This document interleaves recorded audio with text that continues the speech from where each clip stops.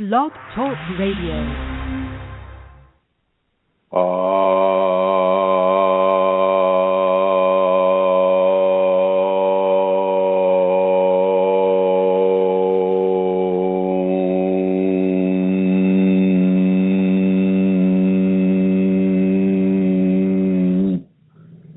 Hello everyone, this is Chrism, and I'd like to welcome you to another conversation about your Kundalini awakening experience.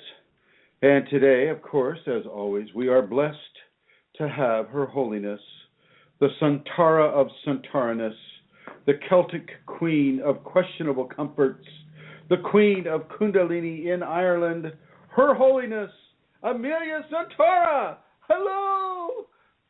Just throw money, just throw money. Just throw money. Can't hear you, Amelia. Uh-oh. Doesn't like, well, looks like we have more of our lovely BlogTalk, shall we say, technical challenges. So, without further ado, I will continue with the program. I'm going to try to get on the chat group here, simply because I need to know if this show is actually being heard. I know that Amelia isn't being heard just quite yet, at least not from my angle. Maybe she is being heard from her own angle, or at least maybe I'm the one that's not going through. You never know. It's always a surprise, and so we'll just see how this is going today. As in last time, we have the lovely Julia, who is here, and she is going to be giving us some of her insights about what she has experienced while visiting the ashram here. So, coming into the chat room, it looks like I have Her Holiness Celestial Rubies, Elizabeth Dalton Gonzalez, Fashji, and guest 1749. Fashji, Elizabeth, Julie, could you let me know if you're hearing me? Are you hearing Chrism? Is it coming through? Okay. Oh, I see. Wow. Santara, I've never seen you down there before. It seems just kind of like indecent. But okay, all right then. Fashji, can't hear a thing. Refresh anybody that's not hearing it. Refresh. Let's see, Julie. Yep, there we go. Elizabeth, Dalton Gonzalez, can you hear as well? And anybody that is listening outside of the the chat room, you may want to refresh if you can hear it all. I mean, there's that. Okay. And there's Rosemary. Rosemary, let's see. Oh, I see. Look at this. Wow. Rosemary, can you hear? I can hear very well, like really well. I've heard that about you. Good. I'm going to put you in the blue, and I'm going to ask Eileen. It's always a challenge here. Hello, Eileen. Can you hear the show okay? Yes, Chrism. It's wonderful. The sound is wonderful. But I could not hear Santara. The sound of your voice is also wonderful, my dear. Thank you. Thank you for that feedback. Going into the blue here.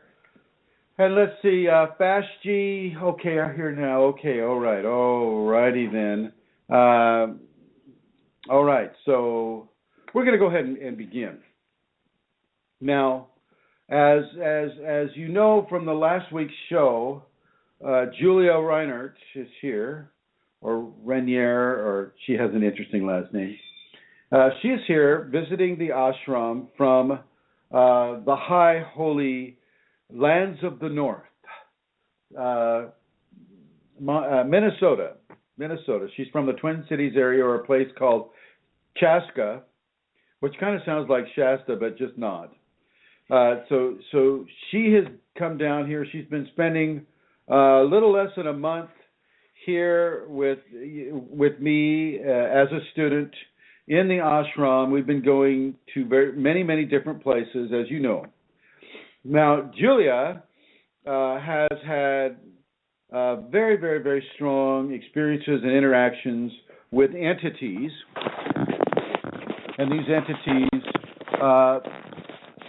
the view of these entities is really being controlled by the Kundalini itself.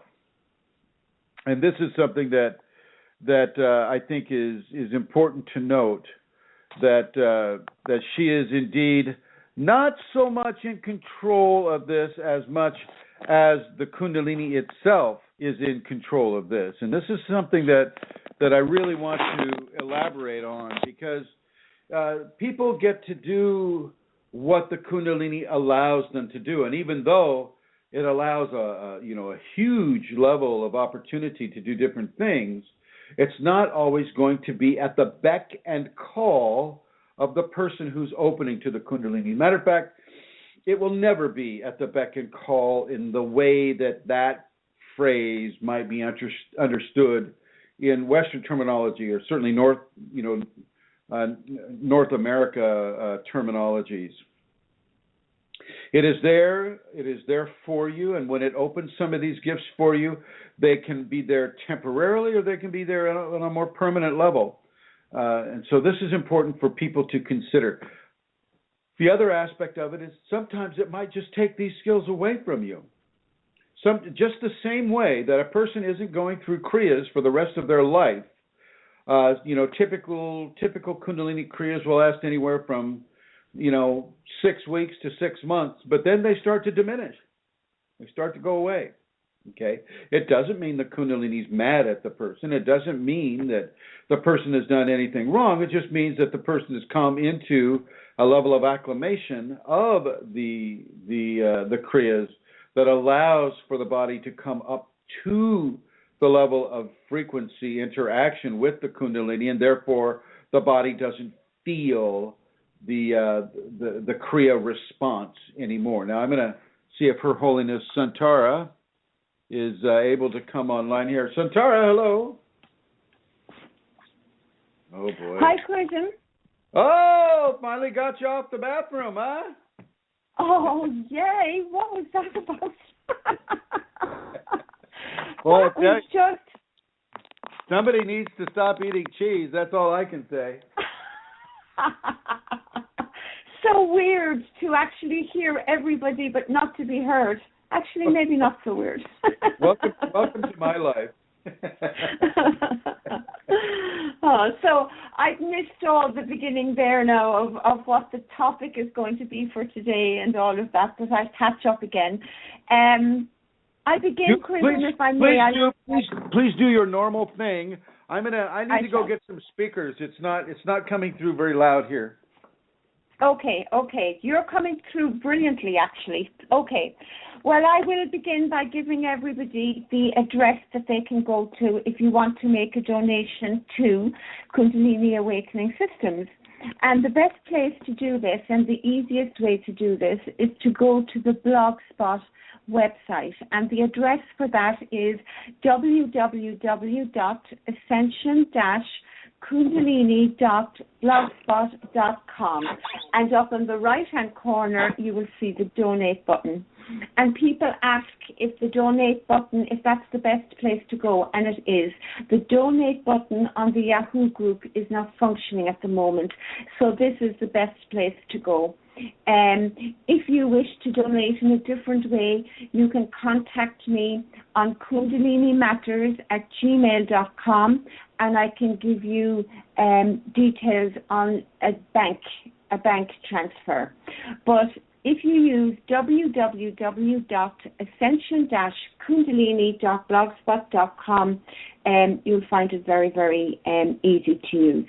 And as we always say, there's no obligation on anybody to make a donation. It's not expected, yet because donations are important and they are how this service that Chrism gives to people with a Kundalini awakening process happening, helps that to be able to be continued. So please, if you're in a position to donate, that is wonderful. And if you're not, that is also wonderful. No worries.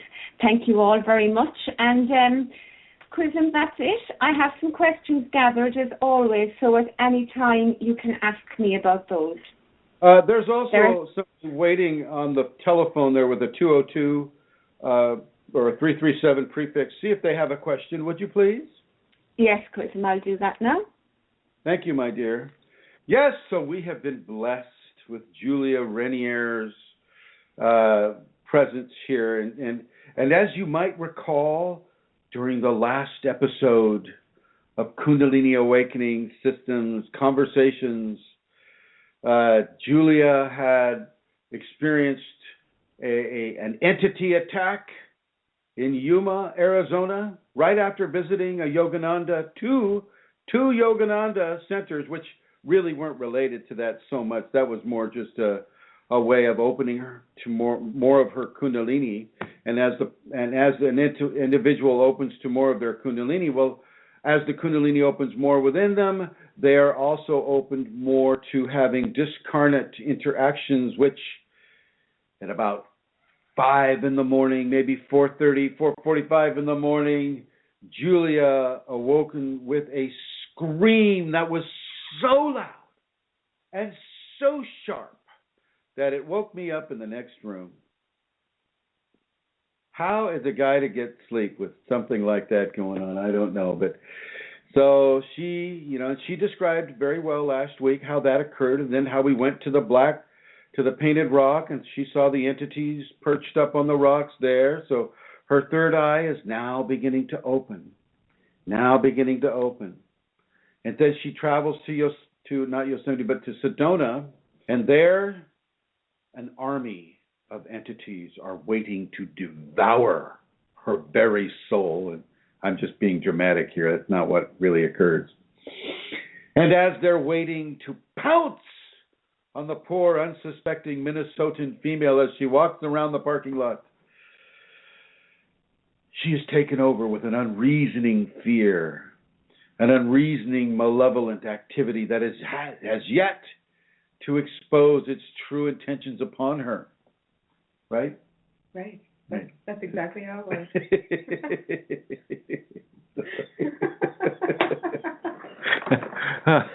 Okay. Okay. Oh, good.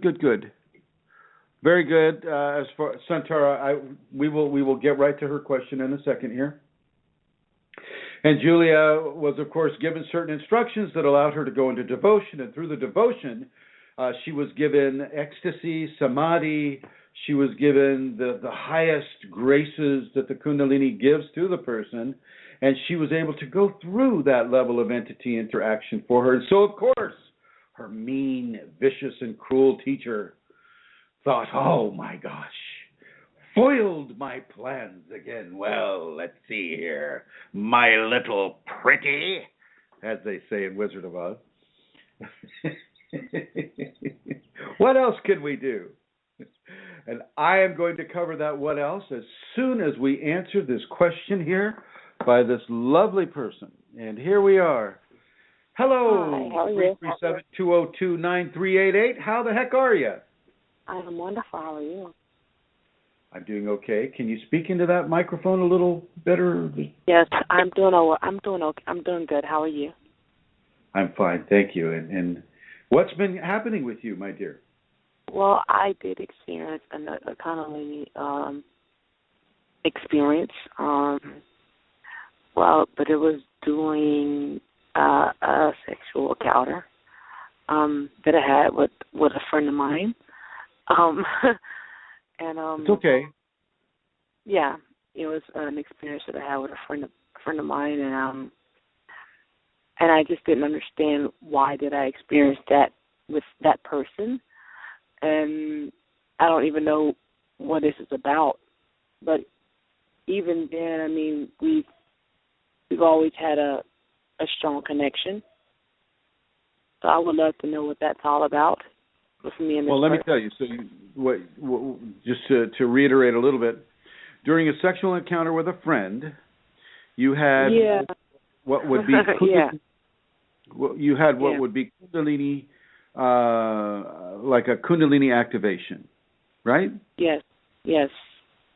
And you're asking me why that would have occurred. Yes.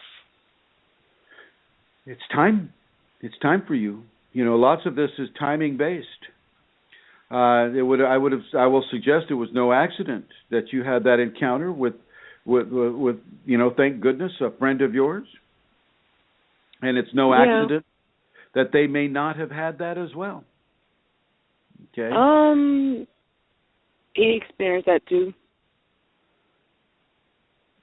Okay. Well, is he there? Yeah, but is he listening? Is he responding to it no, the way you? He's not. Well, that's the thing. It's like both of our gifts have definitely increased. Things like that and stuff. Our awareness has definitely increased. Okay, all right. We've always had a connection, but it's interesting, but I don't understand why him. I mean, because that's never happened with me before. Why not him? True. I mean, seriously, Kundalini is an aspect of the divine nature of a human being. And if it decided that this man was the man to trigger its awakening within you, then why not him? That's true. Yeah. You know, this can have the activity of increasing the level of the relationship. This can have the activity of certainly of increasing awareness, and it can also trigger a great search for answers and for understandings to be given within this amazing experience that we call Kundalini awakening. And so I see you here doing this, and my question is he on a similar search? Is this something that's dominating his awareness as well? Yes? Yeah. Well, this is wonderful. This is wonderful. Then both of you have an awakening that happens with each other. This is a most beautiful, beautiful way to have that occur. And so, I first of all, I want to congratulate you both for that. Let's see, Santara. I'm going to bring Santara on here just for a second. Yes, Chrism. I want you to hover over the blue. Hover over the blue, and I'm going to put you in the blue.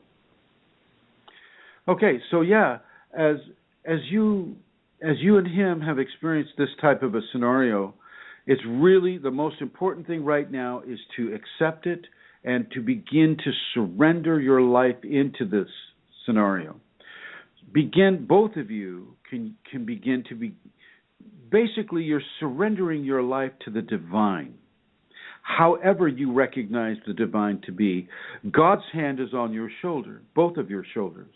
You were brought together probably through karma, because you're both at a stage, perhaps where the two of you can begin to live a life based upon grace, based upon trust, based upon happiness, based upon balance and forgiveness and tolerance and patience and love.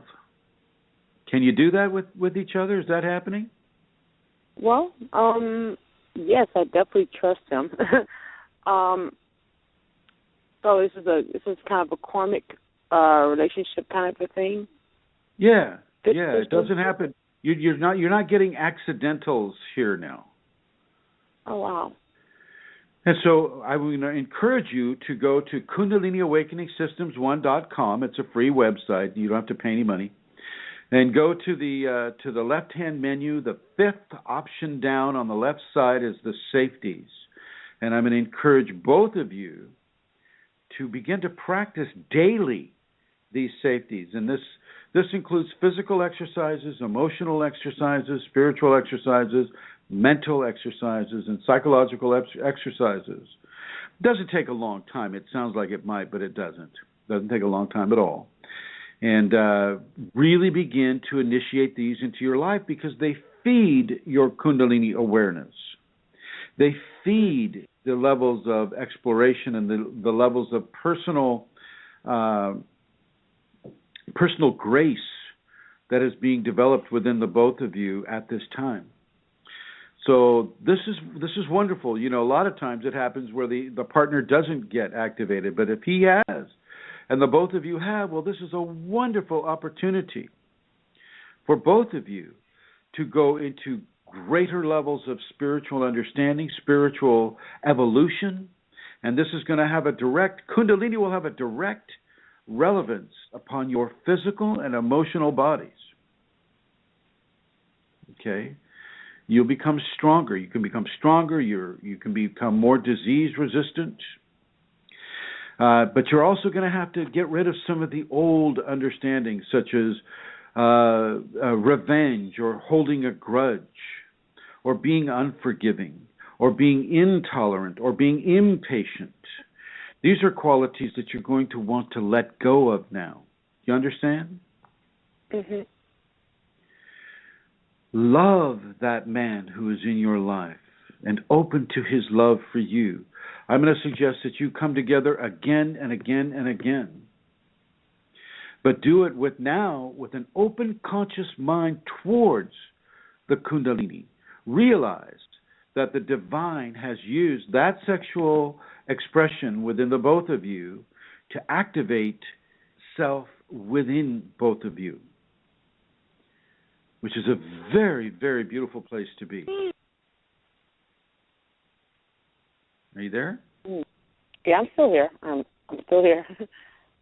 Wow. I'm hearing other things here. That's my daughter. I'm sorry about that. Oh, okay. Yeah. Hi, daughter. Hello. So. Yeah, because I was like, I mean, it was quite an experience. I'm going to say that. And I was like. Well, that's just the beginning, my dear. That is just the beginning. It's going to get more and more intense and beautiful. It's going to be more of a change in your life. Make sure you look at the forgivenesses of anybody and everybody that has done harm to you in your life. And make sure you forgive yourself for whatever part you may have played in any disagreement. You understand? Mm-hmm. Make sure that because you have a child, I know that your tolerance levels are pretty good right now, right? So that's a good thing. Are the two of you married, or are you planning on getting married or anything like that? The plan was to take things slow and see what happens. I didn't expect it to, I'm a person that normally I can resist that type of temptation. Yeah. And I did not expect it to go like that. Neither did him. And because we're both older. He's 40 and I'm 31. And that's not a bad range. No. We're in a better place in our life that we both know what we want. And I've been hurt. He's been hurt. That kind of a thing. So just taking things out of caution. He's actually a little more cautious with his heart than I am. I'm very cautious with my heart, however, as well. But I did not expect that to happen. Neither did he. Well, I think you can throw some of that caution to the wind now. There's a divine component. There's a heavenly component behind your relationship, and that's something that you do want to respond positively to. Yes. You don't push God's hand off your shoulder. That's true. That's true. That's true. But you've been recognized. You've been recognized as two people that can come together within a Kundalini context. That is not common. And that's a beautiful, beautiful, rare event. And I'm going to strongly suggest that the two of you honor that event in your lives. Practice those safeties daily. Write down the forgivenesses and make them real, make them stick. Write down the people that have hurt you in your past, the heartbreaks that you've had in your past, and encourage him to do the same. It's called a recapitulation, is what that is called. Yeah. And right always now, he's a little distance from me right now. Who is? My friend. Your friend's distant from you right now? I think it kind of scared him a little bit. You know, we're still friends and we still talk. It's just, you know. Why don't you have him listen to this radio program? It'll be archived. He can listen to this at his own pace and at his own time.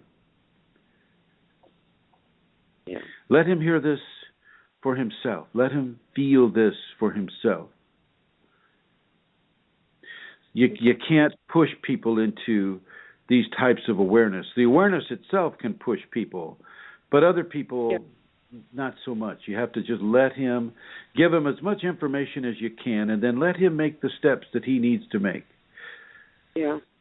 Be there and support him and love him, but have no expectations of him. Yeah. I'm learning that. I'm big time learning that of not having no expectations.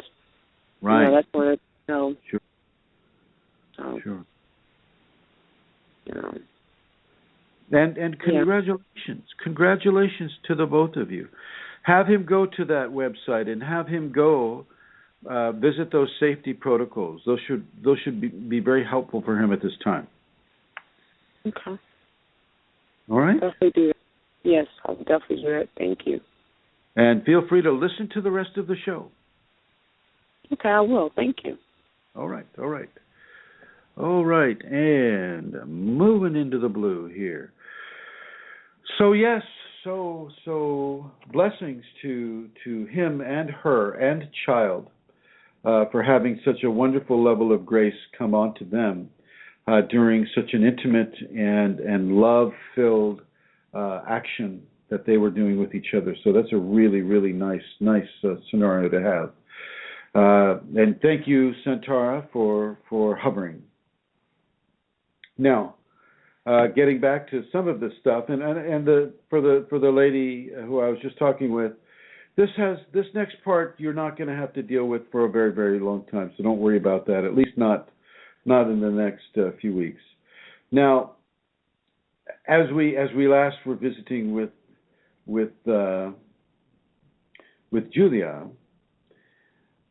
she was having all of these spiritual experiences with spiritual consciousness that weren't always the nicest type of thing. And you got to remember that outside of the physical body of the five senses, there are many, many, many other creations and consciousness that don't necessarily subscribe to a five-sense scenario. There's spiritual entities that have no body, and therefore they have no body. They don't necessarily touch, feel, hear, see, taste like we do. But they have other requirements, and some of those requirements with regards to here we go. Okay, I see. Some of those requirements pertain to forcing people into corruption, forcing people into fear, forcing people into levels of activity that would go against the safety protocols, that would go against the Kundalini awakening within them, that would in some way corrupt their awakening experience. And this is what is typically presented for people that are experiencing similar scenarios as Julia was experiencing. And so, of course, her mean and cruel teacher decided to take her to a movie that was exceptionally violent. Should I say the title of the movie? Sure. Title of the movie was American Sniper, which is a Clint Eastwood movie, and shows a very slanted version of the war, and a very particular version of the war for an American individual who was tasked to do a very, very, very terrible thing. Okay. And I am going to hand Julia the microphone now and let her speak to what she was experiencing during the movie. And here's Julia. Hi, everybody. Okay, well, within 5 minutes of, well, first of all, I should say that before we went to the movie, Chrism had said to me, okay, I have a test for you. And when I asked what it was, he explained that we were going to go see this movie. And so I knew right off the bat that this was going to be a challenge for me. So as we got to the movie, within about 5 minutes, Chrism suddenly asked me, what are you sensing right now? And about 30 seconds before he asked me that, I had felt and seen this. It was as if something huge was coming out of the screen and reaching tentacles into the audience and connecting with everyone there, and it was a really strong feeling. So I knew that Chrism had felt this too. And then later, as the film was going on, as they got into some of the more violent parts of the film, I mean, it was all pretty violent, but they started the film with this man's training and all of that. But as they got over to Iraq and you started to see the killing going on, I started to get the sense of the presence of, these bloodlust kind of entities. And originally, Chrism had asked me, to sort of pay attention for jinn, which are entities connected with the Islamic faith. And so I was sort of thinking that, it's going to be all about the jinn, but it wasn't. These were entities coming from all sides. And so I felt their presence very, very strongly. And I was trying really, really hard just to ignore it and just not to get caught up in it and just to watch the film as objectively as I could. And, as it kept going, it kept getting more and more violent, and I was starting to visualize the Sri Yantra, which is this beautiful triangular mandala that Chrism has some of his students use in their practice. So I was visualizing that, and at one point the violence was so terrible, I started to see blood splattering through the Sri Yantra, and I was thinking, oh my goodness, this is horrible. I can't, I don't know that I can handle this. And I was almost on the verge of tears. And then I remembered all these lessons that I had been learning over the past few weeks where, it's not enough just to ignore these entities. It's not enough to just sort of maintain your cool in them. I needed to go into surrender and devotion and really work on that and really, trust the Kundalini, trust my teacher, and go into that. So I started to really work on that. And I was just amazed. The film was still going on, this raging violence and all this craziness. And I started to go into samadhi. It was a beautiful, beautiful... Tell them what samadhi is. Samadhi, my understanding of samadhi is it's a meditative absorption that you can go into. It's really, really intense bliss where everything is beautiful. Every sound is like the most beautiful sound you've ever heard. Every sight is the most beautiful sight you could ever imagine. It's just this exalted state where there's so much love pouring out of you and pouring into everyone around you, and you're just in this beautiful, perfect space where everything is absolutely perfect. So there I was going into this state in the midst of one of the most, horrifying, blood-drenched movies I've seen in a long time. And, I was there for the whole rest of the film, maybe, 15, 20 minutes, maybe longer, I don't know. And so as we walked out of the film, Chrism asked me, well, how are you doing? Like, he was worried, genuinely worried about me. And he had asked me actually before if I needed to leave the film because I had put my head down. This was before I went into samadhi. And then I said, no, it's okay, because I knew that I could handle it. But as we went out, I told him that I was in this blissful state. And I said, was that the lesson? He just kind of nodded his head. Yeah. That was what I needed to do, the surrender, the devotion, no matter what kind of entities you're dealing with, what the situation, that always seems to be the appropriate response. And I think that's what I've been learning in the past couple of weeks. What happened to you yesterday along the same lines? Well, I was practicing a morning meditation, and I, again, not only did I go into samadhi, but I started having some kriyas as well, where my hands were being forced up above my head in a mudra shape, and then around and up to my heart, with the energy projecting out my arms through my heart, and then up again above my head. And it was just a beautiful, beautiful feeling. Lots of tears. Yeah. And so how has all this samadhi affected your relationship with the understanding that discarnate entities exist?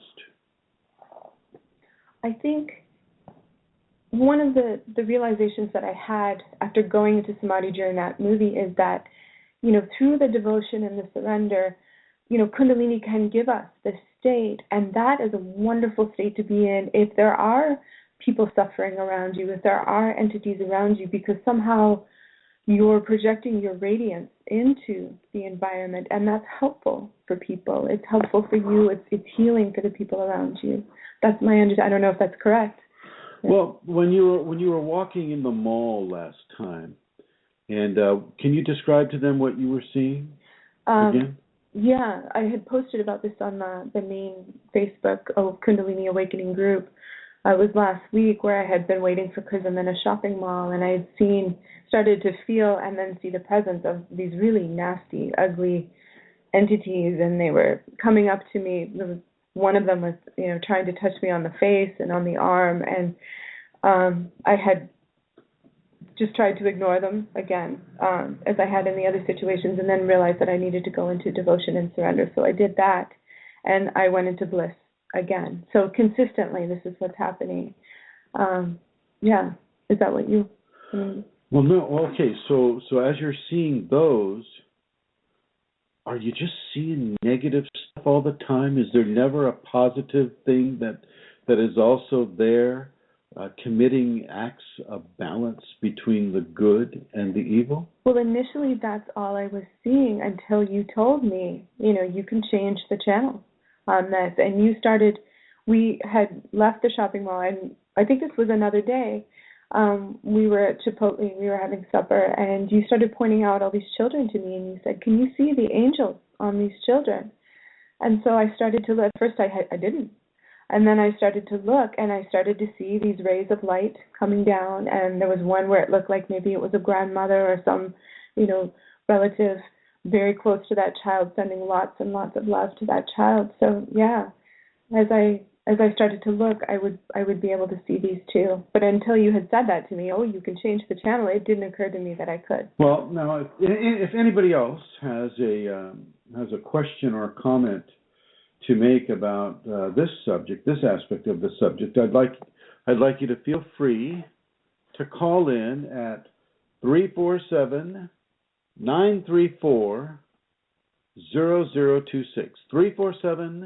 347-934-0026. Now, have you had any dreams where the entities have come to you in your dreams while you've been here at the ashram that you can recall? Oh, yeah, I did. After the night that we saw the American Sniper, I had a very violent dream. I dreamed that I saw this woman, this poor woman. She was trying to get at something that I believed was mine. And I thought that, I was justified in stopping her with any means necessary. So, of course, it was a dream, so it was quite surreal. I picked her up. She became very small in my hand, and I put her into this beautiful cloth bag. And so I picked up the bag, and I started slamming it down on the side of a wooden dresser over and over again, thinking that I was justified in doing that. And, of course, then I was horrified by my actions, but then the dream ended. Well, the dream ended right as you were horrified with your actions, which was the desired outcome. Mm-hmm. And so I think what that dream and what some of the other experiences are teaching is that even though the entities are there and they may be causing us to experience difficulties,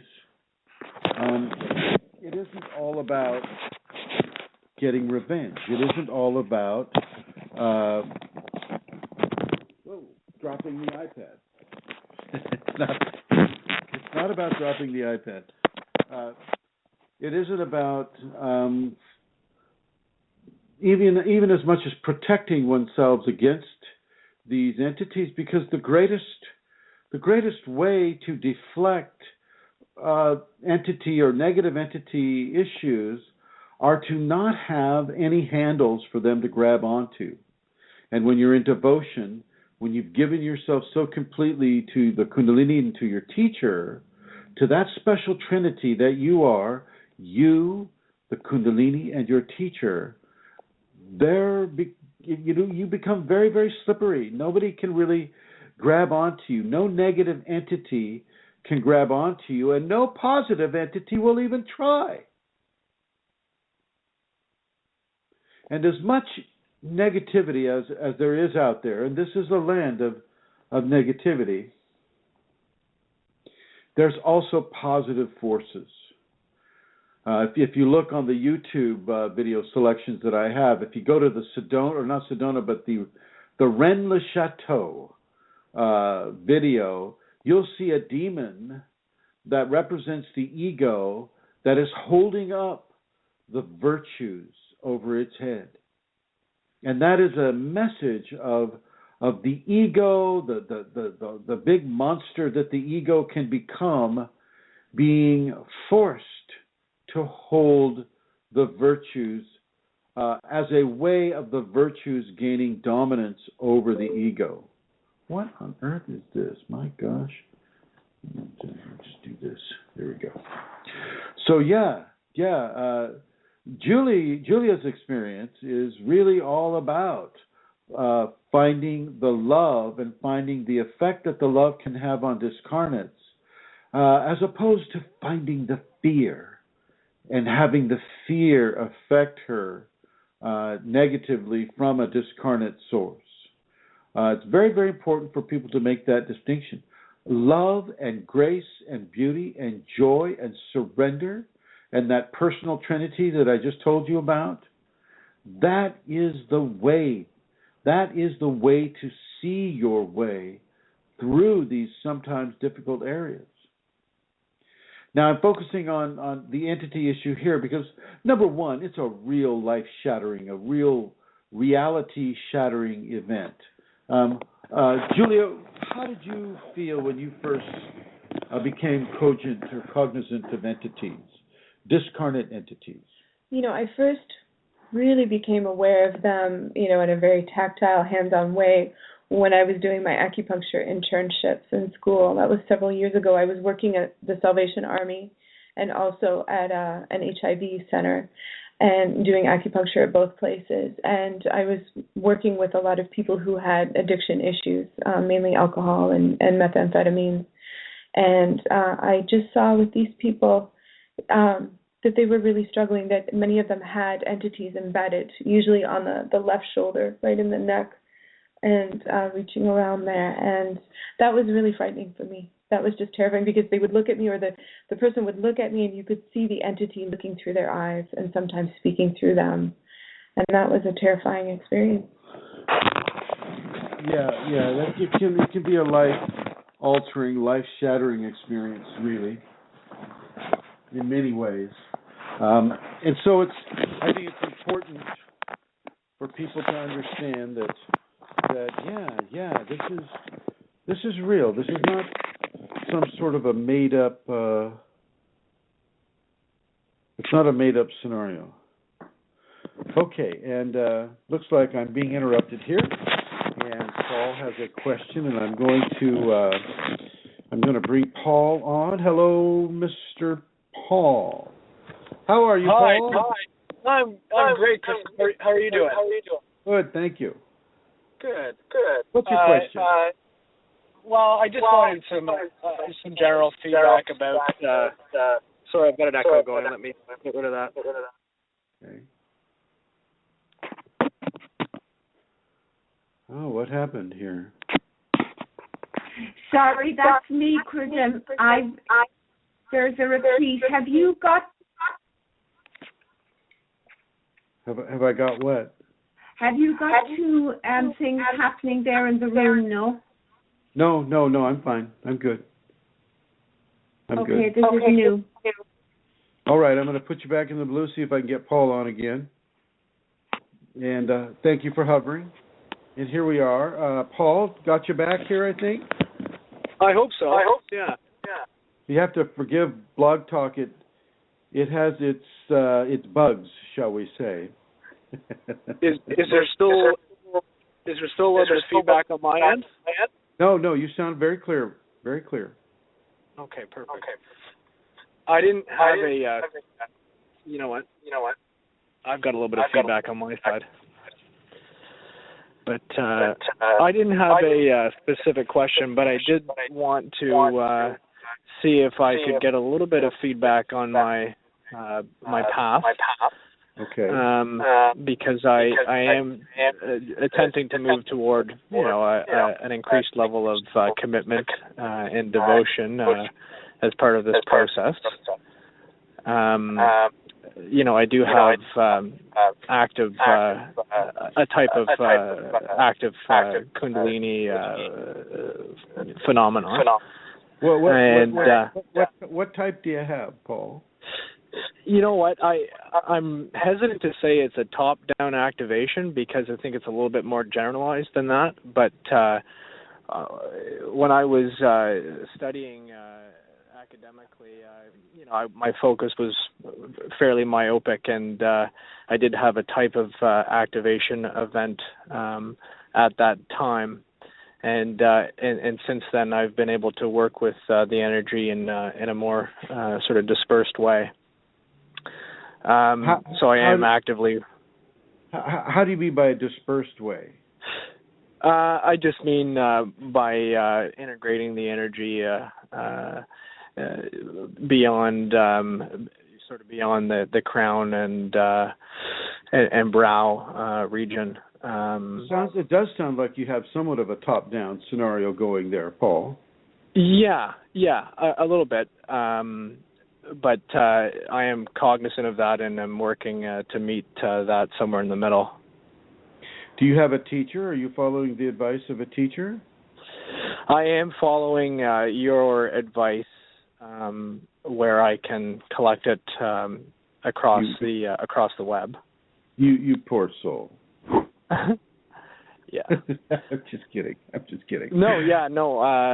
You've got some great information out there, which I'm very appreciative of, and there are some other sources as well, but no, not a flush teacher, as it were. Okay, all right. Well, top downs can be a little more challenging than bottom to tops. Either way, it's going to be a challenging scenario. Okay, either way. Right, and it has been that way somewhat. Although I will give myself some credit. I think I've been dealing with it okay. But yeah, no, it's definitely been challenging. Particularly from a. It was basically there was lots of energy in my head, and it was difficult for me to concentrate and focus. I first obviously I thought it was a medical issue. I even thought maybe I had a slight strabismus in my left eye because I couldn't focus as well as I could previously. But since then I think I have advanced in my understanding, and I'm happy about that. But I have been dealing with it, and like you say, it is challenging. But I think that I'm ready to meet that challenge and take more of a committed devotional path, and so that's basically where I'm at. Okay, all right. Have you been able to practice the safeties at all? Are you familiar with those? Yes, I'm familiar with the safeties, and I have been using them as a guideline for sure. Probably not as strictly as I could be, but certainly as a general guide, absolutely, yeah.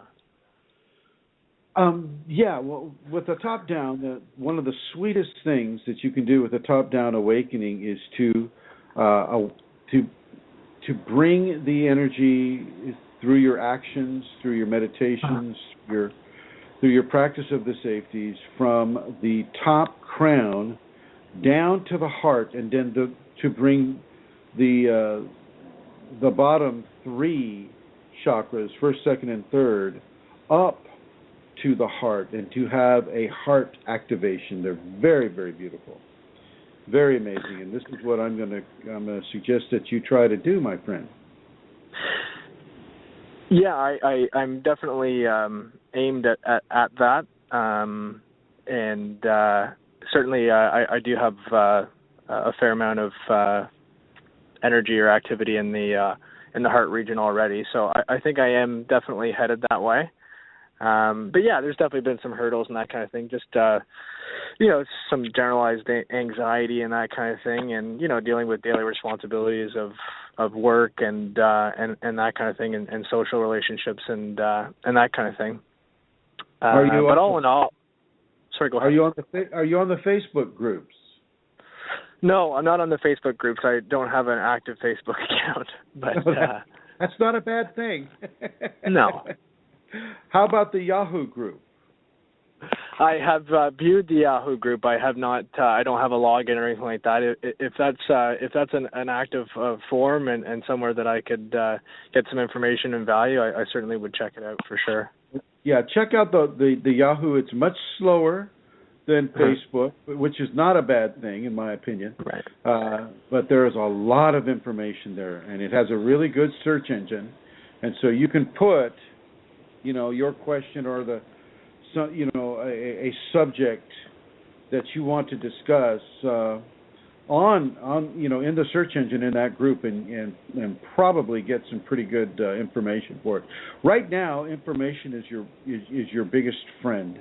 The more information you have about your activation, about your awakening, the greater level of surrender and devotion you're going to be able to put into it.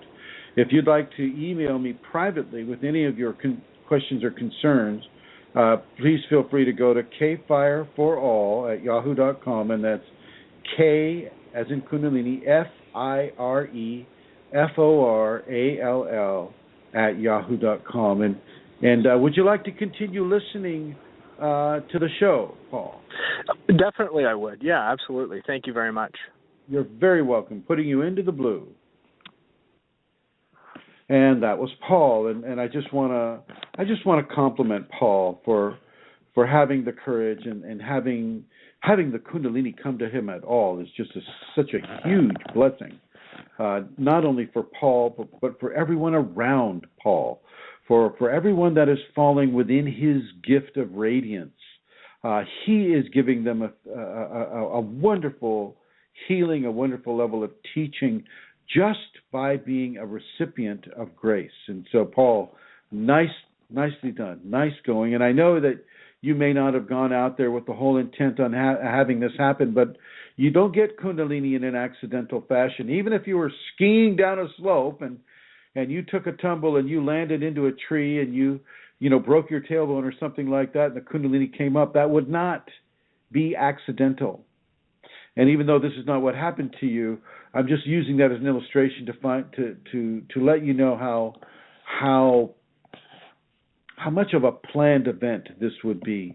And I listened to your voice, and I listened to your ability to self-express, and I really see tangible evidence of a person that's going to be coming very, very strong in a very beautiful way into their Kundalini awakening. And so I really want you to pay attention to Julia's experiences here with the entities, and do go into the past episodes so that you can kind of be brought up to speed with her story and what she has gone through.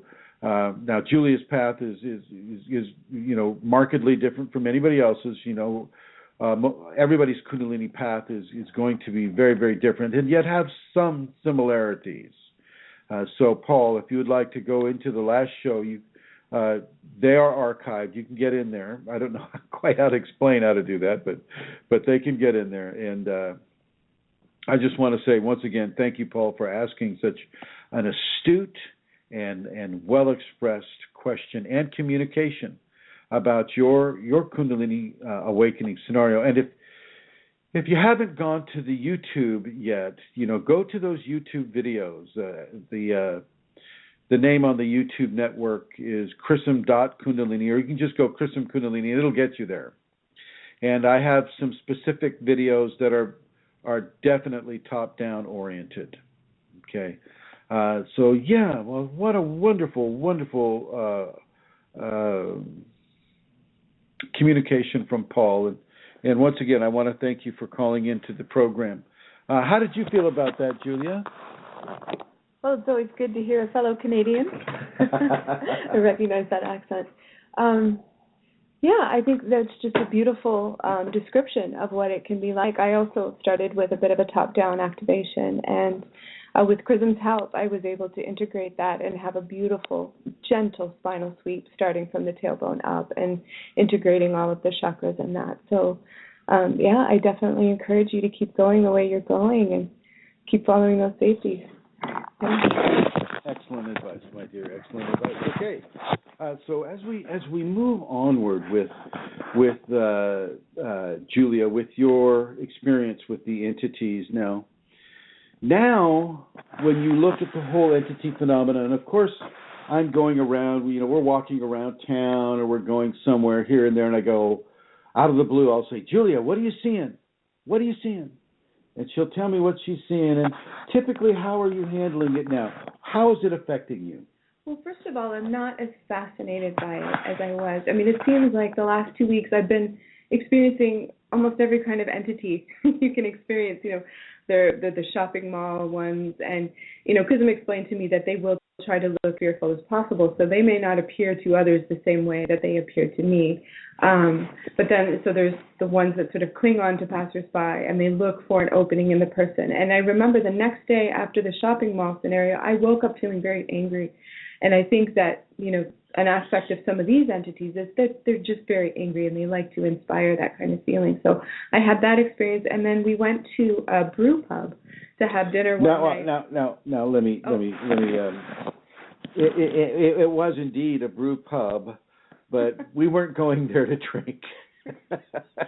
They had great organic food. They had really good organic food, mind you, everyone. They just, for some reason, decided to connect a bar to it. And go ahead, my dear. Right, so we didn't have any alcohol or anything. But while I was there, the entities I was seeing were very sad. They were probably earthbound spirits who had been indulging in spirits, and they were associated with the alcohol. So the very next day, I woke up feeling very sad. Well, you actually were touched by one, were you not? Oh, yeah. Oh, my gosh, how could I forget? We were sitting at a table in the center, and I felt a hand press into my shoulder from behind on the right side, and I thought it was the waitress, and I turned around to look, and there was no one there. So that was quite a frightening experience. Yeah, it's not, seeing it's one thing, feeling it's another. And when you can see and feel it, oh my gosh, it can be a very constructive and yet very, very surprising experience. With the entities and Julia has been on this fast track with the entities, and I think that is, once again, a timing that is being controlled by the Kundalini, not so much by Julia or by any of the practices that we're doing. It just seems to be the way the Kundalini in Julia wants to have her metabolize some of these subjects. She's on a very, very fast track, but yet I got to tell you, with Julia, when we talk about Julia, we're talking about a person that can go into devotion for 5 hours at a pop. Okay, so she starts at 1 and she ends up at 6. Think about that. This is a person that isn't incremental in her devotional practices. She's very, very strong. She's very, very consistent. And she's very, very surrendering into this process. Am I right, Julia? Yeah. And I feel like there's room for improvement every day. I mean, it's go deeper and deeper. As we begin to talk about the deconstruction of a person's reality vis-a-vis entities, let's also talk about the deconstruction of a person's life based upon what the Kundalini wants to see happen. And this is often very, very, very difficult for people to understand that the Kundalini would indeed want them to change their life in such a drastic way. Let's just use the marriage, for example. A Kundalini, one spouse is Kundalini active, the other spouse isn't, and great disparities are happening in the relationship because of that. Kundalini can just come along and say, no, this marriage is not supportive of the divine gift within this spouse's life. This marriage must be terminated. And how, oh my gosh, how does one come to grips with something like that? And this is not an uncommon scenario. This can happen, to many, many different Kundalini awakened people, many of whom are married, many of whom are not being supported in their Kundalini awakening by a spouse, and some of whom will be taken to a psych ward by the worry and fear that spouse has for the different Kundalini phenomena that they might observe. And so these are very, very, very strong conditions that the Kundalini is bringing into a person's life. And it's not easy, folks. It's not easy, especially if you have some love for that spouse, if it's a marriage that's being terminated. But the scenario is this. Kundalini is the most powerful energy that the human being in the flesh body can hold, can have or hold. When it says a certain thing must occur, then that thing will occur whether or not the Kundalini person is in agreement with it. It will occur.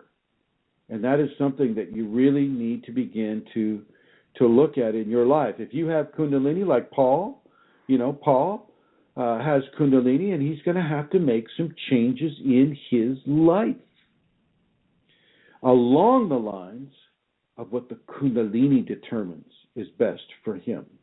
Julia is going to have to make some changes in her life. And I don't mean small ones. I mean life changes that are big, that are bombastic, that are just so mind-blowing that even now it would just bring a person to tears.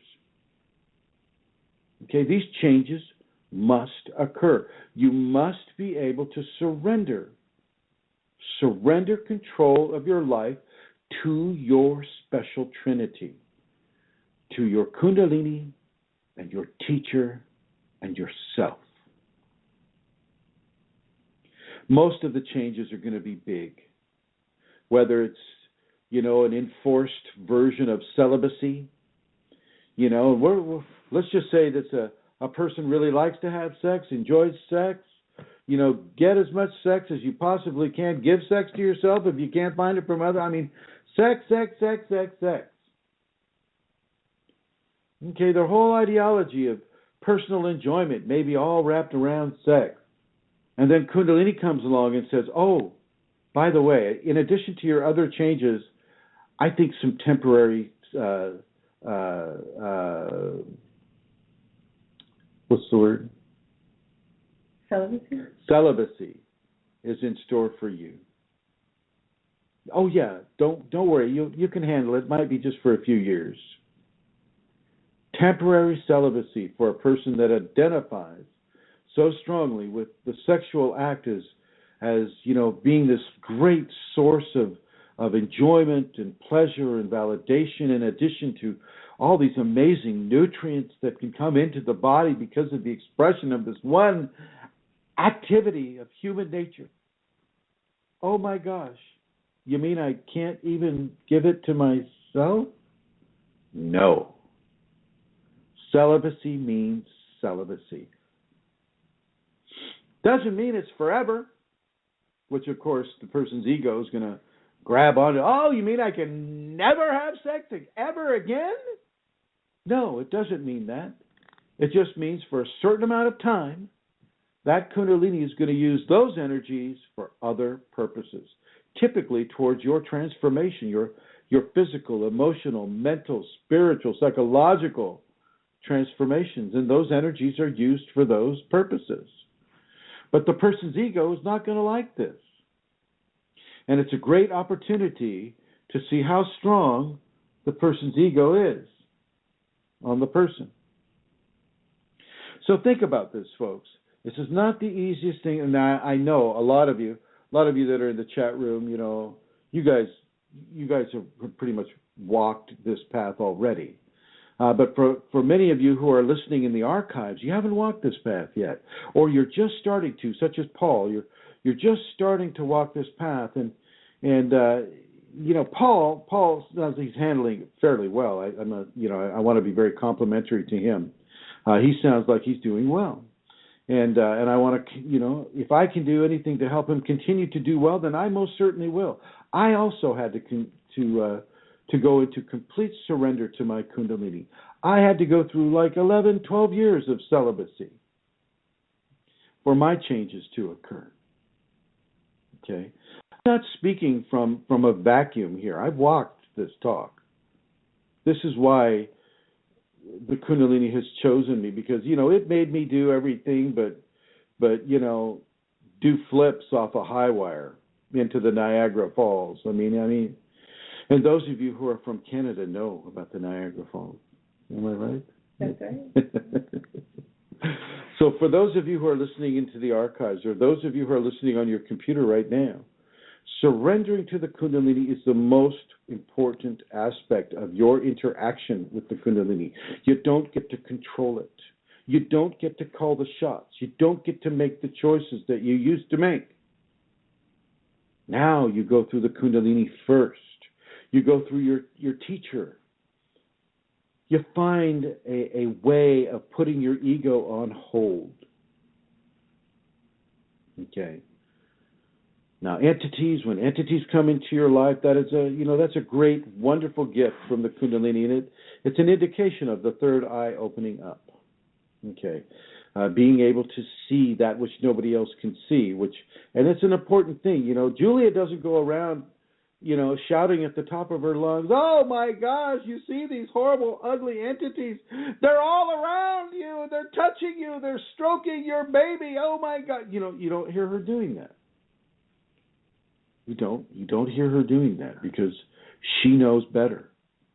She knows that nobody else can really see what she's seeing, but that doesn't make her crazy. That just makes her far more aware in certain ways than the other people walking around the mall.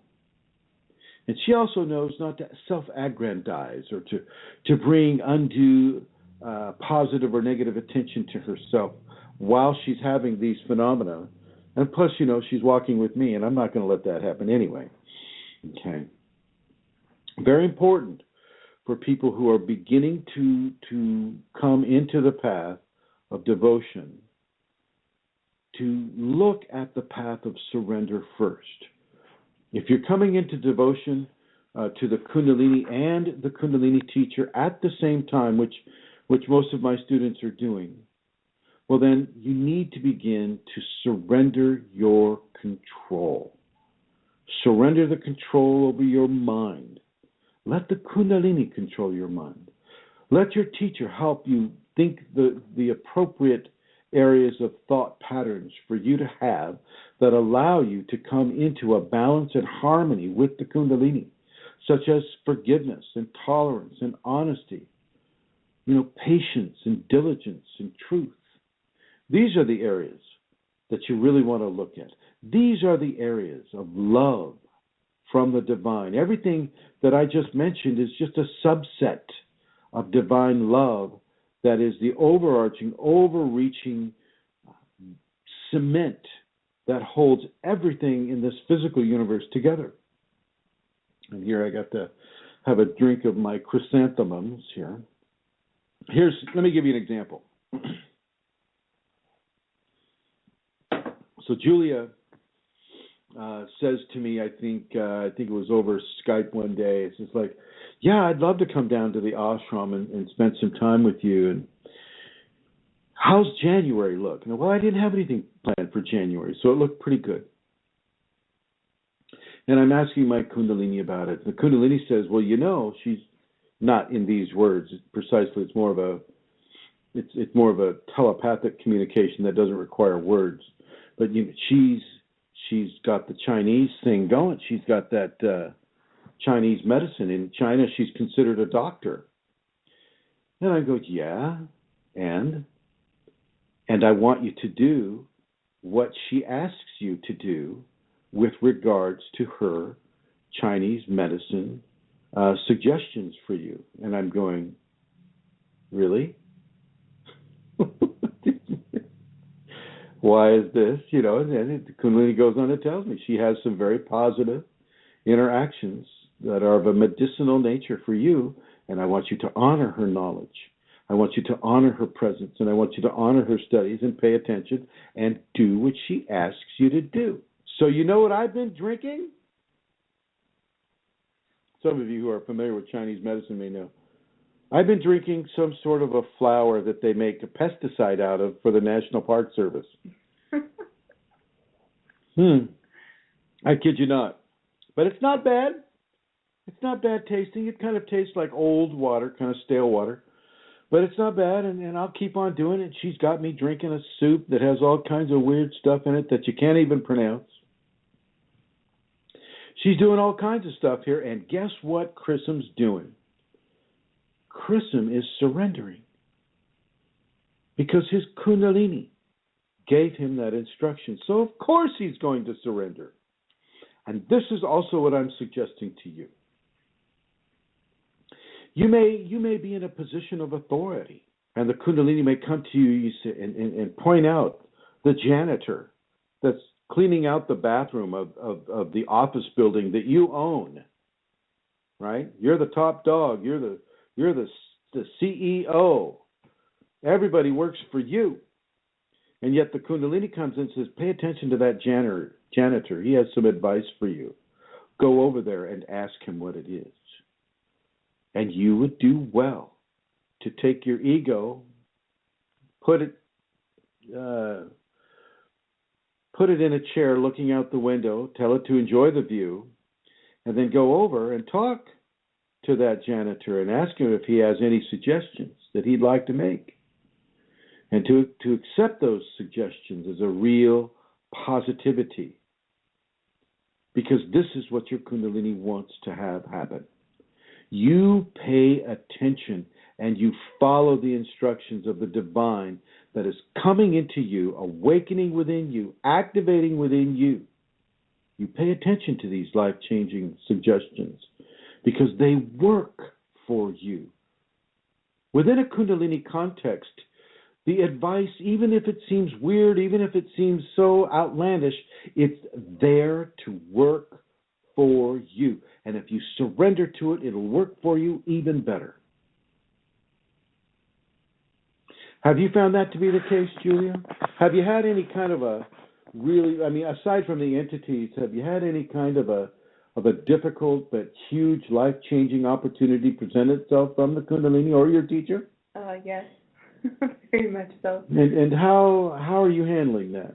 It's hard because I'm right at the beginning of it, really, and it's difficult. I'm really working with this, but having had all this experience with the entities and, working with you as my teacher, I have some tools now, and I have a sense that I can do this, that I can get through it. I know what to do.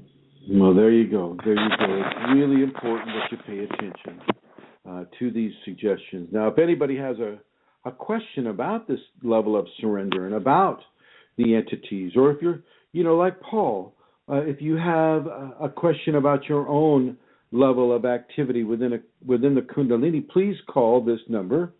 It is 347-934-0026.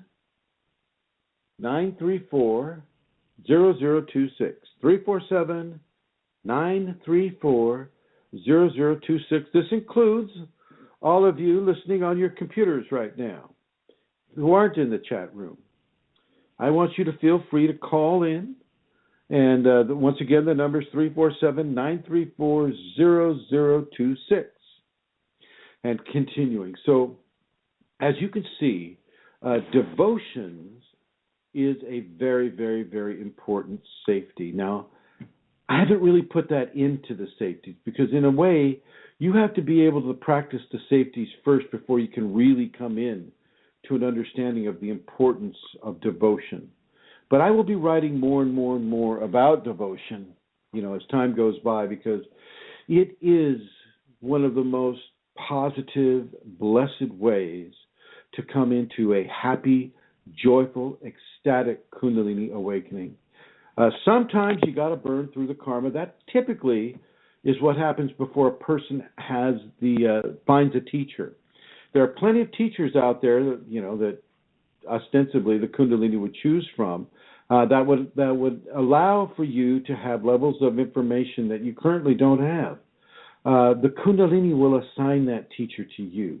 If the Kundalini has assigned Chrism to be your teacher, if you're seeing him come in your dreams, if you're hearing the voice in your head say, Chrism, you need to talk to Chrism, you need to write to Chrism, then do it. Don't hesitate any longer. I'm open to interacting with you, whoever you are. And that includes those listening in the archives. I don't care if it's a year from now. This is January 28th, 2015. I don't care if it's January 28th, 2017, or 16, or 18. You try getting a hold of me. If I'm alive, then I will answer you. I will help you. I'm not allowed not to. That's what my Kundalini has instructed me to do, is to help people coming into this grace. Okay? And I don't care if some guru gave you Shaktipat, well then, I'll question you. I'll say, well, why isn't this guru helping you? If he gave you Shaktipat, then he should be able to follow up. But I've learned long ago that these gurus don't do that. They'll give you Shaktipat, they'll have you awaken your Kundalini, and then off you go. And off they go in the opposite direction. Quite a major level of irresponsibility, in my opinion, but that is the way it is. Another way can be the way the young lady who called earlier. Just making love with that one person who can trigger this experience within you. And there it is. And there you go. And here she's calling up the show. Very important. Very important that you learn to respond to the stimulus that your Kundalini is giving you. Doesn't matter how you've activated your Kundalini. I mean, it does to some degree with, like, were you doing hallucinogens? Were you, was it, some sort of a pain-based awakening, BDSM, things like that. Oh, let's talk about BDSM a little bit here. There's this movie coming out called 50 Shades of Grey. And, this is not what you want to encounter with regards to Kundalini. Okay.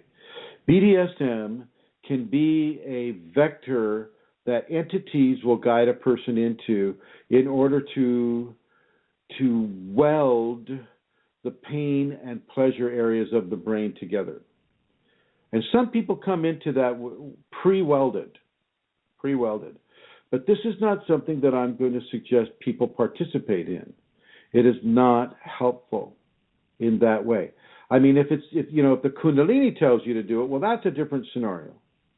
But make sure that the Kundalini is telling you to do this. Pain is there as a teaching instrument. Pleasure is there as a teaching instrument. Let yourself be taught by these measures of pain and pleasure, but don't let yourself be controlled by either pain or pleasure. Let yourself step beyond those areas. A lot of Kundalini people can fall into excessive levels of pornography or excessive levels of lust, sometimes levels of libidinous activity that is illegal. And it's not because the Kundalini is leading them that way. It's because entities are leading them that way, and the person is responding. So you stick to your ethics. Do no harm. Do no harm.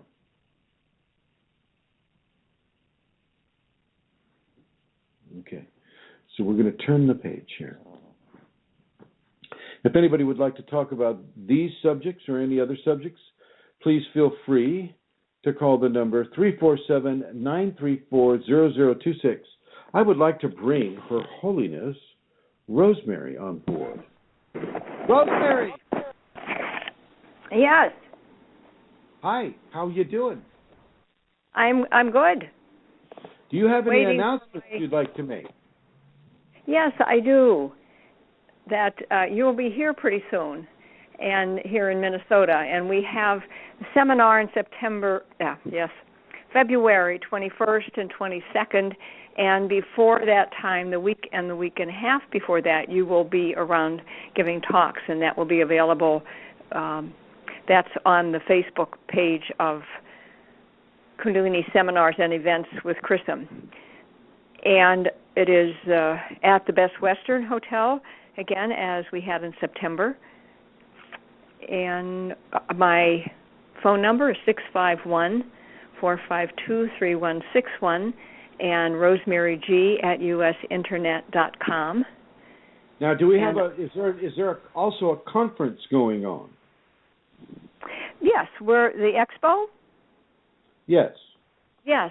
On the reason Chrism is coming early is we have the opportunity to be part of an expo here in Minneapolis that is Healthy Living Expo, and we have a booth there, those of you in Minnesota and in the Twin Cities. That's the Saturday and Sunday, February 7th and 8th. And Chrism will be speaking also both days at 1 o'clock, and it'll be a double segment, so I'm thinking probably an hour and a half or so. So we'll be looking for you, and we have prepared Chrism CDs. Eileen has taken care of that, and we'll have some DVDs of the Kundalini film. And also, Chrism, you have something for us? Well, yeah, it's interesting you should bring that up. Julie and I have been working on putting a publication together, and we're hopeful to have that publication intact or on its way by the time we get there for the expo, as you call it, and certainly for the seminar in the Twin Cities at the Best Western Dakota Ridge. And I would love to see people from Minnesota, people from Canada, people from Ohio and Iowa and Wisconsin and the Dakotas. I would love to see you and meet you in St. Paul, Minneapolis, Minnesota, at either the conference or the seminar or both, and really begin to discuss the Kundalini with you. And if you haven't got that going, if you want to get it going, then we'll get it going. And if you just need more information, well, we'll do that too. Thank you, my dear Rosemary. You're welcome. And coming over to Her Holiness, the Queen of Questionable Comforts, Santara, how are you? How are you, Your Highness? I'm fine, thank you, Chrism. Really enjoying listening to Julia. I wanted to say to Paul, if he's interested in, Facebook, he could just create an ID just for the purpose of being able to go to Facebook and ask questions and interact. Paul, whatever, that can be helpful for people. That can be very helpful. Yeah, you just create some ID. Doesn't have to be you. I sometimes on the address I'll put 123 Sesame Street wherever, and then a bogus phone number. I don't believe in necessarily giving everybody my private details unless they're Kundalini people that are looking into it. So Paul, yes, you can certainly do that, and you're also welcome on that Yahoo group as well. And either way you go, my friend, if you get a hold of me or you join that group or whatever you want to do, let me know it's you, and we'll definitely get things going for you if you're interested in that. And I understand, Santara, that you may have some questions for us. You understand what, Chrism? Oh, questions, is it? Yes. Yes, waking up. Indeed, I do. Okay, the first question came in today into the inbox specifically for the show and to ask you this. So I'm quoting here from Elliot. When you get conflicting information or images and messages from Kundalini, how do you determine what is correct to follow? Is that also a form of testing? For example, I have been shown not to eat meat for the time, and then I have also been shown the Christian Bible verse that states, quote, what goes into a man doesn't defile him. It is what comes out of a man that can. Is this two different options? Is it a test? I have been vegetarian since I first got the message. I'm not sure if either way is okay. Which way is okay? Well, I really like what his Kundalini is telling him, not to eat the meat, and then what goes into a man doesn't necessarily defile him, right? Yes, what doesn't defile him. It's what comes out of a man that can. Well, this is true. And so what the Kundalini is telling the person to do is to, first of all, not eat meat. But then, because as you're not eating meat, you're being kind of switched into a higher vibrational rate, which conversely can slow the body down a little bit, make it easier to meditate, that type of a thing, take you out of the carnivoristic instincts of rapid acceleration or extreme levels of hunting behavior. But what it's also telling on the other side is that it's not what you eat that causes your defilement. It is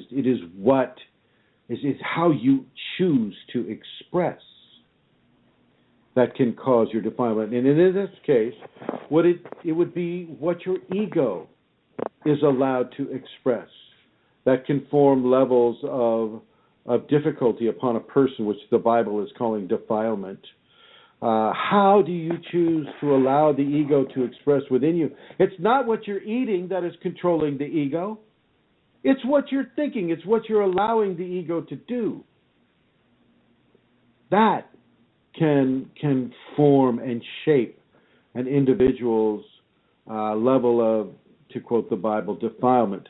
The Bible is not one that I would actively use as a Kundalini, a book of the Kundalini. Although it can be, if you use it in a divinatory way, it can be very helpful. As Magdalene de Deus has done, and as I've done that with her, to show her the divination method with the Bible.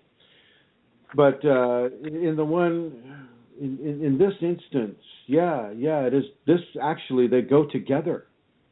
It is a test, but it is also a level of information that's being given to the person. This is Elliot? Yes. Yes. Well, for you, my friend Elliot, it is a single line of information for you. Stop eating the meat, i.e., lighten up, i.e., don't kill other mammals at this point and consume them.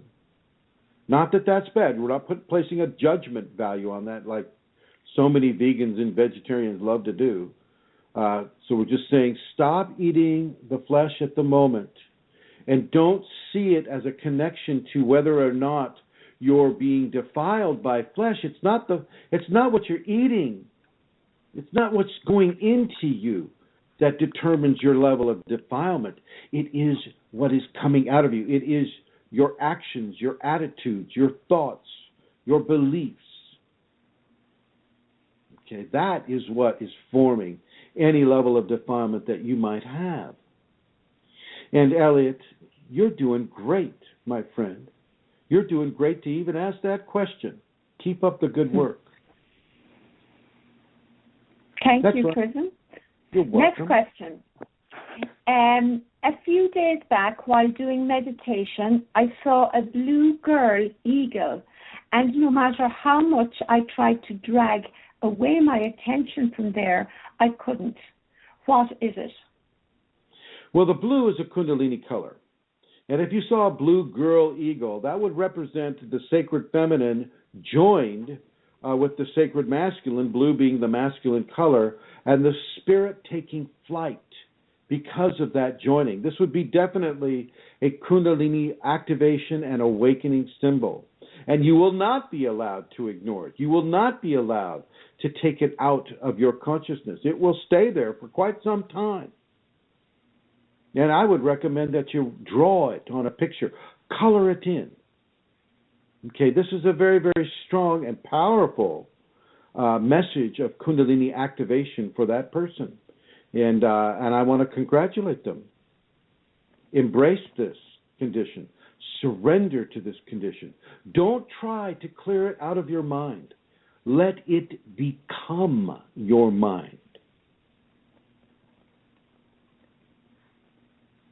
Next one.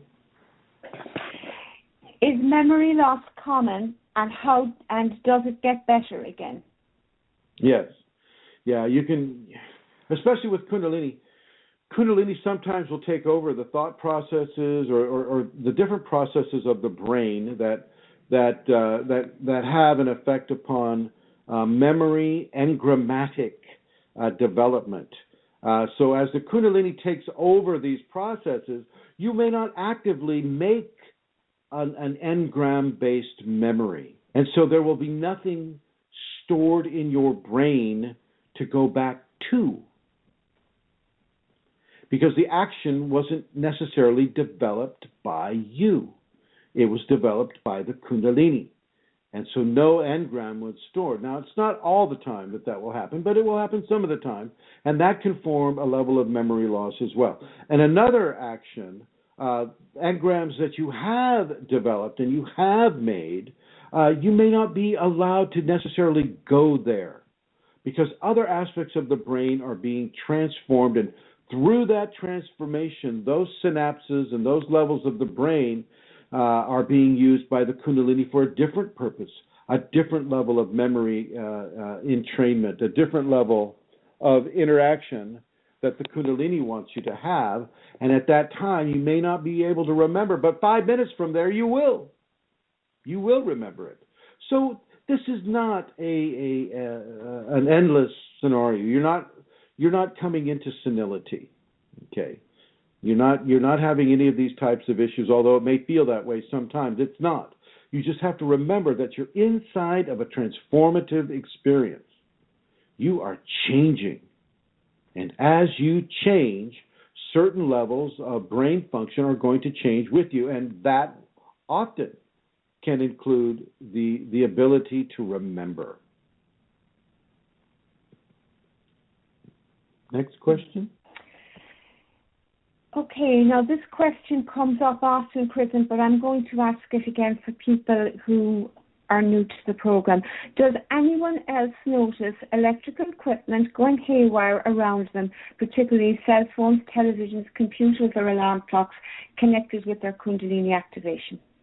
Oh yeah, that is a very common experience. But let's expand it into your car's computer. Let's expand it into your electric watch.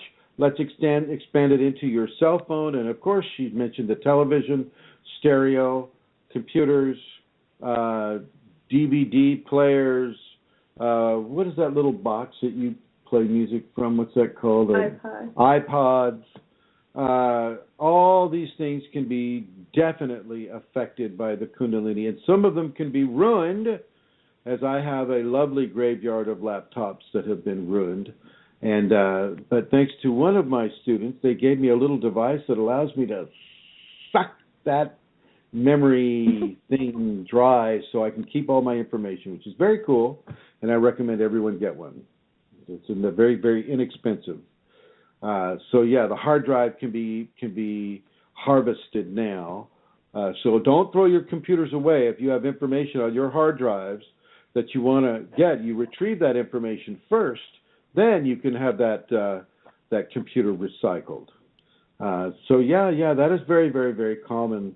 The electrical impulses are disrupted and in some way ruined as a stronger force of energetic current is pushed through them vis-a-vis the Kundalini, and this can indeed ruin your electrical equipment. And and I just want to say, just along those lines, that there's a blessed woman out there. Her name is Josephine Smith.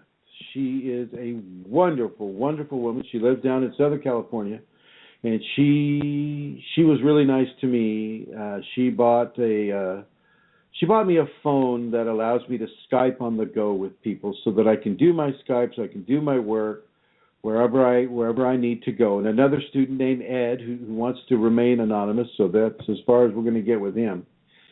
He also bought donated a Verizon internet access box, so that can be connected up, and These are things that the Kundalini uses, and guess what? They don't get messed with. Isn't that interesting?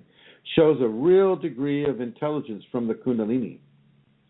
And so it will choose what level of electrical device it may terminate for you. Give you an opportunity to get something different. And it will also choose what not to terminate.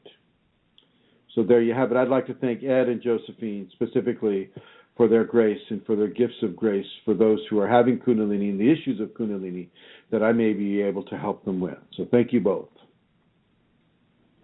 And I'd like to... Well, hang on. I'm not finished saying thank you there, Amelia. There's two people that are very, very important to the Kundalini awakening systems. They have supported the Kundalini for many, many years. They have supported the Kundalini. Their home has supported the Kundalini, and they themselves are indeed the supporters and the sole support of this radio program that you are listening to right now, and that is John and Amelia O'Connor. And I would like to say a very, very special and sacred thank you and a very strong level of gratitude on behalf of myself, the Kundalini, and those who are helped by being able to listen to this show in the archives. So thank you, John and Amelia O'Connor. You're welcome. Next question. Next question.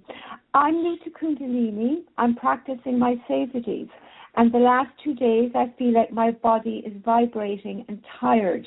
My tongue is going up on its own, but I'm feeling anxiety. What do I need to do to relax it? First thing you need to do is stop drinking any caffeine. Don't use caffeine to make you feel the degree of energy that you're used to having. Do not use caffeine or high fructose corn syrups or any kind of an artificial sweetener, number one.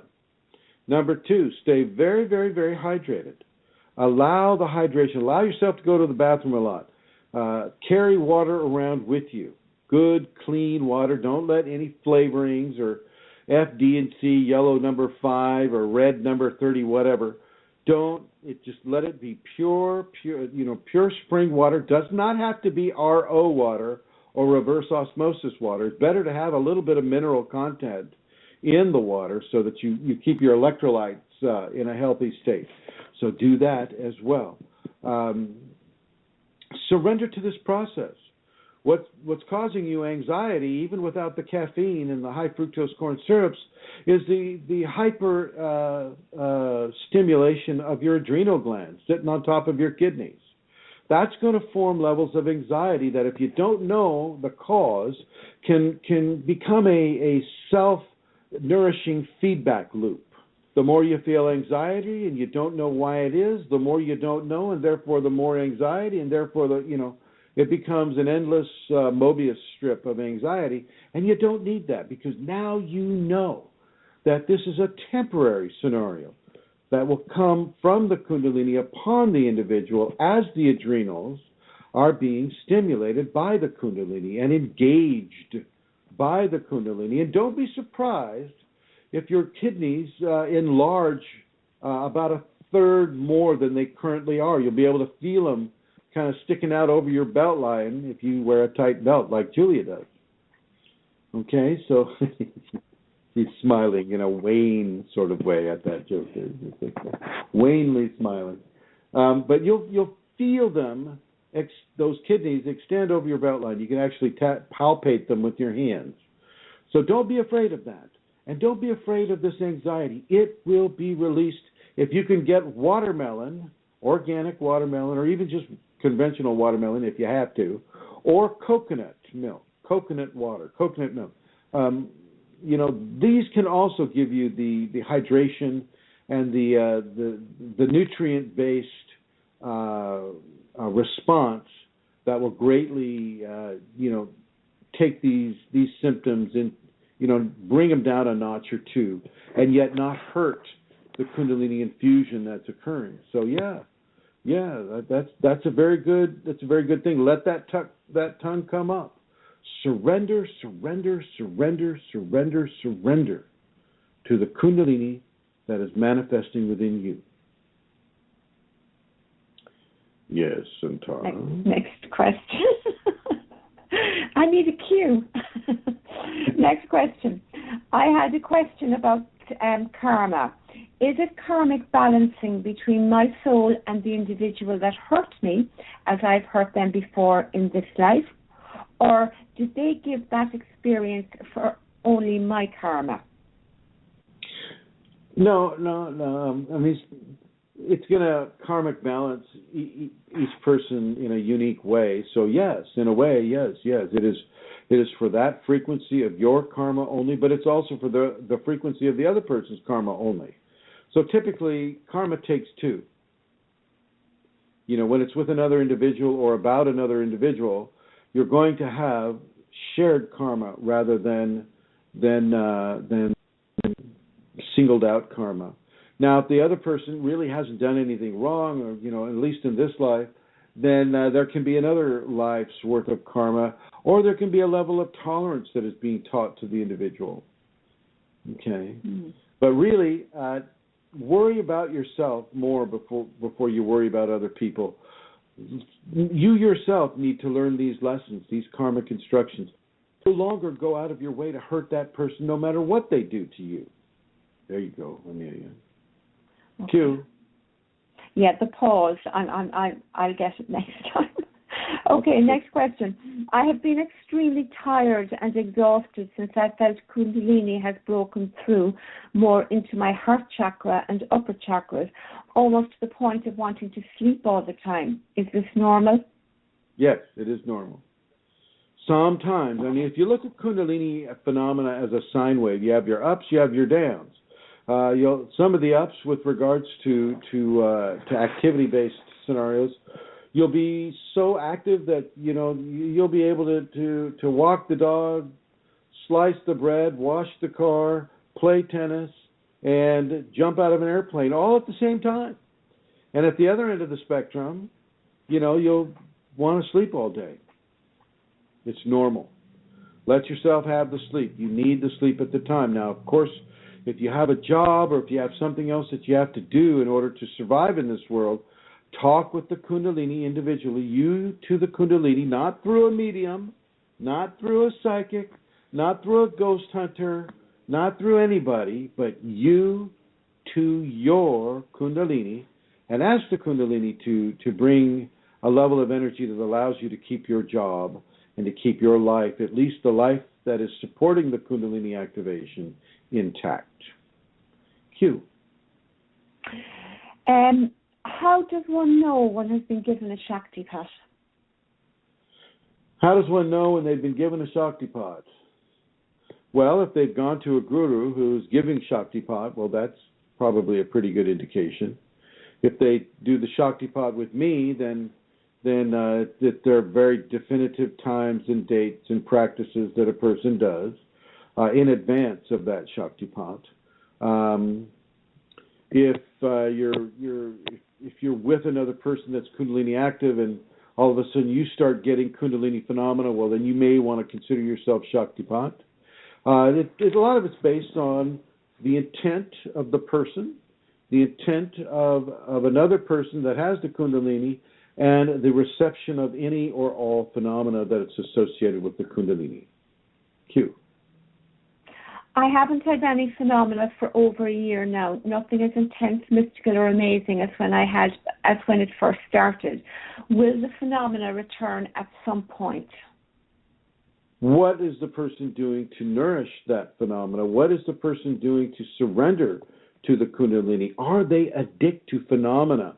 Are they interpreting their Kundalini awakening equation based solely on the presence or lack of presence of phenomena? You can't attach to the phenomena the way you would to a walking stick or a car or a bicycle. If you overly attach to that phenomena, well, that phenomena is going to leave. You need to nourish your Kundalini even if you don't have phenomena. And this is another test that the Kundalini will give an awakening individual in order to allow them to learn what it is not to be addicted to a phenomena or a series of events or anything that has to do with the supernatural qualities that Kundalini can bring. If you're in it just for the power, well, you're not going to get it. If you're in it just for the phenomena, well, that's going to stop.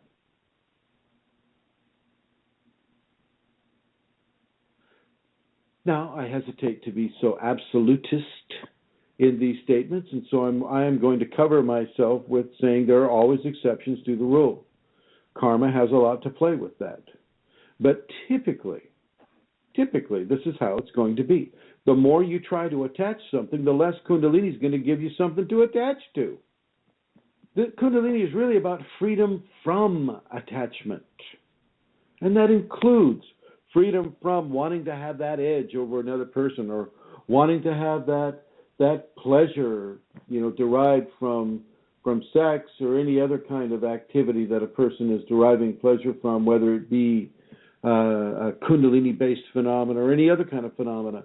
It's not about providing people something to attach to. And by taking that away, it's teaching you about what it is to be detached from that phenomena. Q. I am having an emotional crisis of some sort. I'm releasing through crying every morning.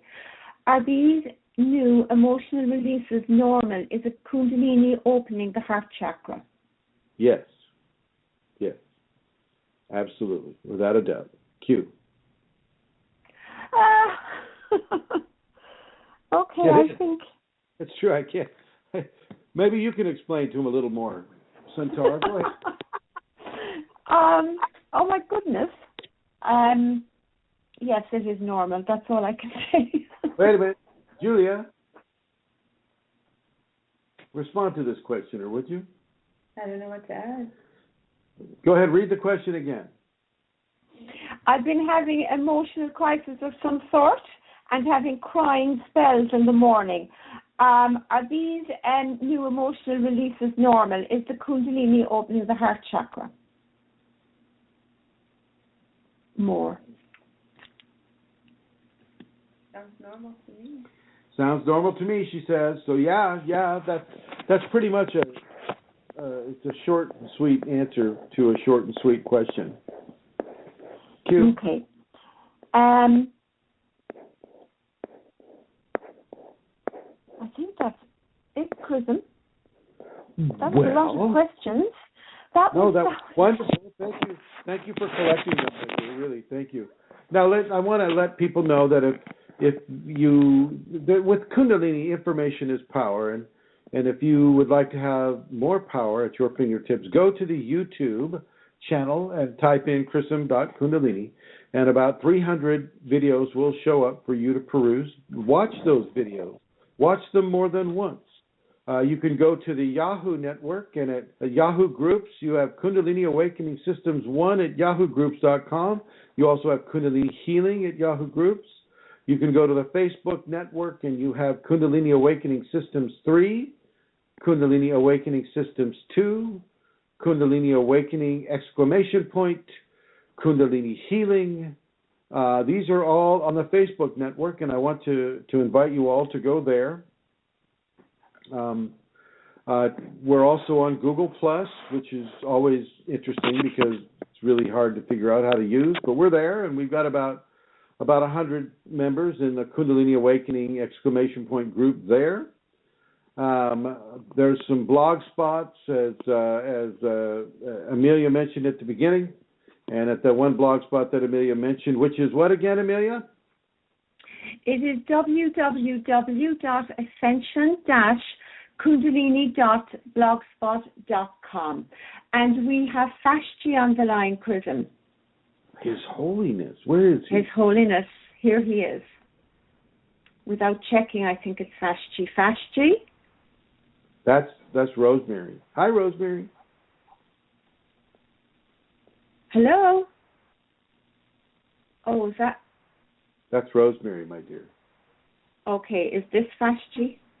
Yeah, this Hello? is Fashti. Hi. Sorry, Rosemary. Hi, I'm here as well. Hello. Pressed the wrong button there.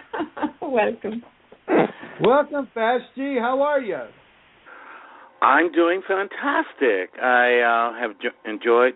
I have my speakers turned down, so I can't hear if Rosemary is actually talking right now. No, she's not, Fashti. Okay, wonderful. It's my entity again. I wanted to call in right at the tail end because I saw that we were running out of time. We got about 10 minutes, and I wanted to just make one note here that a lot of the echoes that we hear is created by feedback, and it's important that when you call in to speak with Chrism or Santara, that you turn the speakers down on your computer. Now, with that being said, Master, I'll get to why I called in. I have been sitting here and I've been listening. Are you there? Yes, absolutely. Oh, okay. I was listening to everything, and I specifically enjoyed Julia's account of the entity involvement. And something inside me said, okay, you need to say something. And I say what? And this is what came through. And it's important that because we're not having, some of us may not be having entity involvement, it doesn't mean that we have not had it in our process over lifetimes. Some of us may not be having as direct an interface with entities as Julia is having currently.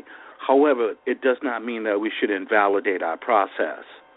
I think that it's important that we realize that we're all different karmically and that these things are going to happen differently for each and every one of us.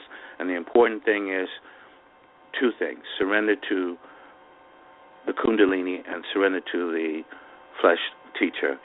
And I think that as long as we keep that in mind, I know that we will be successful in what we do. But I kept hearing in my head that, there are these people that are saying, I have no idea what we're talking about here as far as entity involvement. And I wanted to address them, especially in the archives, that it is not absolutely necessary that you have this experience right now.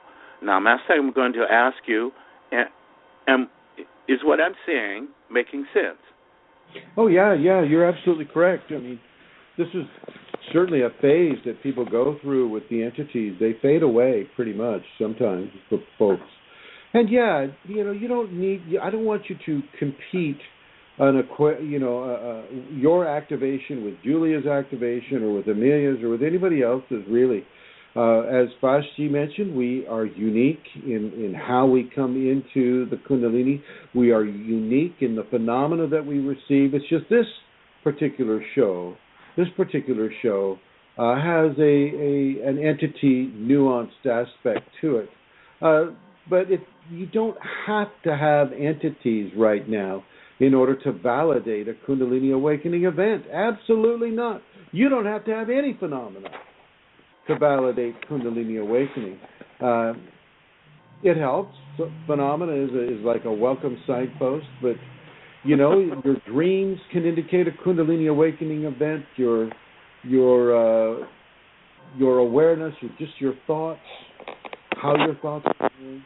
Typically, there is some phenomena associated with it. But it doesn't have to be like anybody else's. It doesn't have to be like mine or Fashti's or Julia's or Amelia's. It doesn't have to be that way. And don't think that because you're not matching up your phenomena with any of the guests or with me or with some of the other more, shall we say, challenging phenomena that you're not having Kundalini. You may indeed be having Kundalini just without that challenge. Thank you. Thank you very much, Master. I want to I told you I would come on, and I was trying to look for an opening, but all my muscles were tense. It's just, oh my God, that she's on. Listen, I wanted to mention that I do indeed have some entity involvement. I would just like for you to tell me whether it's you, an entity, or the Kunalini that hits the gong at. What happened there? Well, I would have to say, without hearing the rest of the question, I would have to say that it's probably the Kundalini that is doing that work. Because I turned my speaker down. Oh, say it again. Say it again. What's the question? Oh, I was trying my bit at humor. I was going to say that indeed I do have entity involvement, but it is of a particular kind, and I was going to ask if you thought it might be you, Shakti, or actually an entity that rings a gong during the golden hour for me to get up. That would be the Kundalini, for sure. Without a doubt. And I'm really happy. Sometimes I get a, hey, you. That's great phenomena. That is really, that's excellent. Okay, thank you. Thank you for allowing me to just ask that question regarding well, thank you for coming on at all. It's good to hear your voice. Thank you, Master. Thank you. And it's great to hear all of you, especially Ms. Santara, who is making all of this possible. She and John, and thank you very much. And I'm going to get out of the way, and I'm going to head off into the Shiva Blue. Shiva Blue. Goodbye, Ashton. Bye, Bye. Well, everybody, I would like to say thank you for listening. For those of you that have lasted this whole time, I'd like to say thank you to Elizabeth Dalton Gonzalez Fasci, guest 1764, and BAXTK048. Thank you for lasting so long. Thank you, Julie Celestial Rubies, for being here. Thank you, Julia, Her Holiness, for being here. Thank you, everyone, for coming to this. And thank you, John and Amelia, for putting this show on. Good night. And thank you, Chrism. Good night, everyone.